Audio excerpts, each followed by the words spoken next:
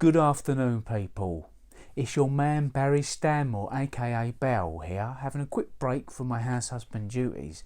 Now, I'm taking this break because I want to give you 5 tips or tricks or hacks, I think the youngers call it nowadays, on how to be a house husband or how to make house husbandry easier for both you and your beloved. Now, I'm talking from the point of view as a married man to a very career-driven and modern British-Nigerian woman, very driven, and she works very hard, so I have to pull my weight. Now obviously I will get back to work further down the line once the probation's been sorted and all that. It's not long now, but I thought in the meantime I'd share a few pointers. Now I've got to say, these are for your ears only, right? So any house husbands out there watching, don't be telling your other half about this.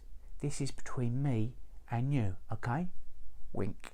So, without further ado, here we go. Tip number 1. If your missus asks you, have you cleaned either a piece of furniture, a room or a surface, you answer yes without hesitation. Now, I'll use an example here. Let's say Chin walks in one day, okay, and she goes in the kitchen and she's asked me to clean the sink. Now, she may go and have a quick butcher's, alright, we've exchanged pleasantries, we've asked how her day is, blah blah blah blah, all that nonsense out of the way, but she's getting down to brass tacks, right? So she's having a look round, having a scan. You hear from the kitchen a little shout out, Barry, you're like, yes dear, did you clean the sink? Without hesitation, you go, yes, of course I did, darling. No hesitation. She'll ask you again just to make sure. Are you sure? Then you go, of course I did, darling. Well, wouldn't I? You asked me, didn't you? She might come in, she might press you further, maybe give you a look. If she gives you a look, give her the pleading eyes. So when she walks in, you're like, darling, I cleaned it. I promise you. Why wouldn't I? She should let it go then. Then what you do is, the next day, you have a think and go, right, did I actually clean it or not? I can't remember. If you did, job's a good one. You were telling the truth. If you didn't, what you then do is the next day is then give it a clean. So when she gets in, it'll really mess with her mind, because she'll be like, fuck, that's really clean. He's done a really good job. It's even cleaner than I saw it yesterday. Trust me, works every time. Tip number 2. At the weekends, always order at least 2 takeaways and make sure you overhaul the dishes. Now, one of the duties of a house husband is to provide nutrients and sustenance for your other half, and perhaps some dustbin lids if you've got a big family. Now, I can imagine having a big family with a load of kids can be quite difficult and quite challenging when you want to provide lots of variety in their diet and just the sheer mass of food you have to cook. Luckily, I'm not in that predicament. I've just got the better half and that's it. But trust me, Chin is very fussy. She wants multiple cuisines throughout the week. It'll be a nightmare to cook. So what I've learnt is, at the weekend, when you get your takeaways in, make sure that you do at least 2 takeaways.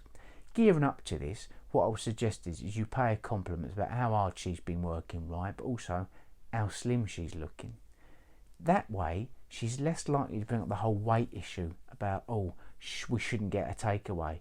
Especially if you're looking to get 2, don't forget, because you want to multiply these dishes. You want to get multiple dishes. I'll explain why in a second. So, you've been geeing her up, you've been paying her compliments, it's Friday night and you decide to get a takeaway in. First of all, don't get in things you can't freeze. KFC, not so good. Burger, not so good. Ruby Murray, wallop. Chinese, superb. Pizza, that completes the Holy Trinity. Thai's are always good as well.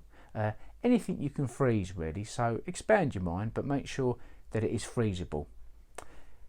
Once you've done this, you get the dishes in, and then let's say we're going for a Ruby, right?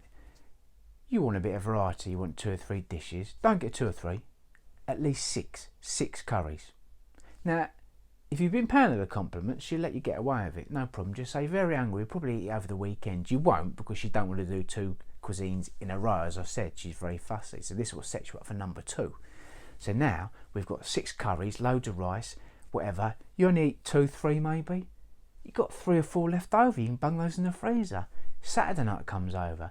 Maybe you stay in. If you're out, make sure you get a doggy bag and take that home and bung that in the freezer. Same rules apply. But if not, different cuisine. Pizza this time. Lovely bit of pizza. Don't get buy one, get one free. Buy 2, get 2 free. Double it up. You ain't going to eat 4 pizzas, are you? You're probably going to eat, what, 1, 1.5 maybe. You're going to have 1, 1.5 left over, maybe 2. Straight in the freezer. So in the week, when she comes in moaning that she's hungry and you can't be bothered to cook and she wants something different, you've got at least 2 or 3 leftovers which you can rotate, and rotating is important. So make sure weekend from weekend you rotate the dishes. Don't get curry pizza 2 weeks in a row.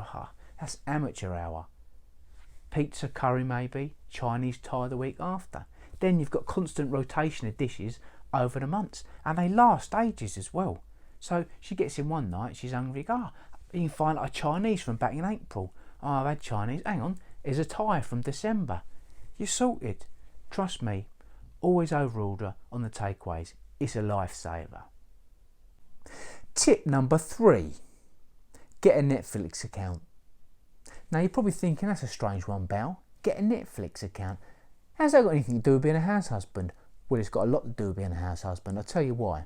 Now obviously, when your other half gets in, she's going to want to be like fed for a start. She's going to inspect the house to make sure it's nice and clean. Not every fucking day, but she'll keep an eye out for it and she'll let you know you've missed a bit.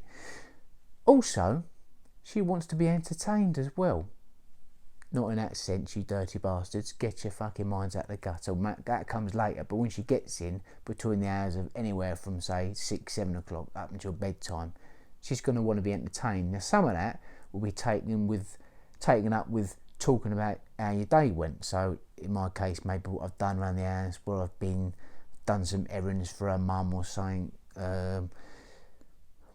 boring stuff, right? And she'll conversely do the same with her situation. She'll talk about work, you know, how it was, good points, she went out for lunch, bad points, people wind her up, being undermined because there are annoying people, systemic racism and sexism. Trust me, it's a thing. Not necessarily that heavy, usually it's just, I don't like the geezer, he don't like me, he's a weirdo.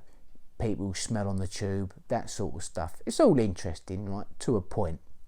But if you've been together a long time, like me and Chin have, there comes a point where you don't really want to have to keep talking. You're tired. You just want to chill out in each other's company, right? Now, comfortable silences are the mark of a healthy relationship. When you can just sit there and be in each other's company and not say a word, it's nice. But to get to that situation quicker, this is where you can get Netflix in. So if you can get her settled down, get her food sorted, get the old Indian or curry out the freezer, right, as I covered. She's settled down, she's eating. Just pop Netflix on. Yeah, we'll watch a TV series, a couple of episodes. That'll chill her right out. Keep it nice and quiet and you can relax. She'll forget about any stuff you've missed, any big plans down the line that she wants to talk about, and she'll just veg out and you can relax. Worst comes to worst, if she's not fancying Netflix, my suggestion would be a reality type program. I don't get it myself. I mean, it's a load of old nonsense, but girls seem to love it. Whether it's The Only Way Is Essex, she don't like that one, Gin. She does like Made in Chelsea, Posh White People, who'd have thought, and The Real Housewives of Atlanta, which is a bit like The Only Way Is Essex for black women. If you can get her on that, you can settle her down, keep her stum, then you can go to bed. And I know some of you out there going, oh, that's so unromantic, Bal. Right, when you've been together as long as me and Chin has, then you can fucking talk. Tip number 4. Embrace guests. Now, before I met Chin, if you were having guests around your house, usually it was friends or family, and it was a long weekend. Maybe someone's come from out of town to see you, and you're going to do stuff in London, for instance, and it'd be lovely, and you say goodbye to them Monday morning. All that fucking changed when I got together with an Igbo woman. Guests from Igbo heritage can stay anywhere from a long weekend to about 6 years. And if you think I'm joking about that, ask Chin's mum. When this first happened to me, as you can imagine, I got a bit annoyed. Trying to get to the fucking kitchen, someone's cooking. You want to have a pony in the bathroom, someone's doing their fucking weave. it's enough to drive you potty. But, as many of the great philosophers say, you can't change your situation, but you can change your reaction to it. Or in other words, there's nothing good or bad, but thinking makes it so. So, you try and change your mindset and you think, how can I actually get something out of this? What I found was that having guests in takes the emphasis away from me. So often, cleaning duties, cooking duties goes down. Chin, she'll clean up after her guests, her family and stuff. Cooking, the guests bring food with them. It's great. It's like an extra on top of all the takeaways you've got in the freezer. You've now got jollof and a goosey soup and all that nonsense in the fridge. They can fill their boots with it. What happens is she gets so focused on catching up with him, all the gossip back in Nigeria or in the church or back home, whatever. You can now sneak away, read a book, watch a film on your own, even sneak out to the dogs like I've done a couple of times. She don't even miss you. It takes the pressure off you. So what I say is, if she says guests are coming, say wonderful. How long they staying for, darling? Make them feel at home, because you know in the long run you're going to benefit from the peace and quiet once they've gone, but you'll get peace and quiet in another room. Now, if you haven't got another room in your house, that's probably the worst advice I'll ever give, because you'll be stuck with them. So yeah, comes with a caveat. Make sure you have a spare room in your house, your flat, wherever you live, that you can go away to. And last but not least, tip number 5. Take the bins out and put the toilet seat down. Yes, I know they're both cliches, and technically that's 6 not 5 tips. Consider it a bonus tip. They are that important, I'm telling you. Make sure you take the bins out and make sure you put the toilet seat down after you've had a slash. Now, we can talk to the cows come about what a stereotype this is, right? And this is very 1980s, etc. But even nowadays, it makes a difference. You won't get any credit for this, for taking the bins out. You won't get any credit for putting the toilet seat down. But trust me, if you don't do it, you'll fucking know about it. Simple thing. Make it a habit every week. Find out when the bin man come. Make sure it's done every time. Clean that bin. It is worth it. You'll get back what you put in spades, trust me. And the toilet seat thing, it becomes instinctual after a while. Every time we've done it, bang, I don't even think about it anymore. I go for a slash, toilet seat down, easy. Trust me, it's worth it. Make the effort. And on that note, I'll say au revoir, till next time.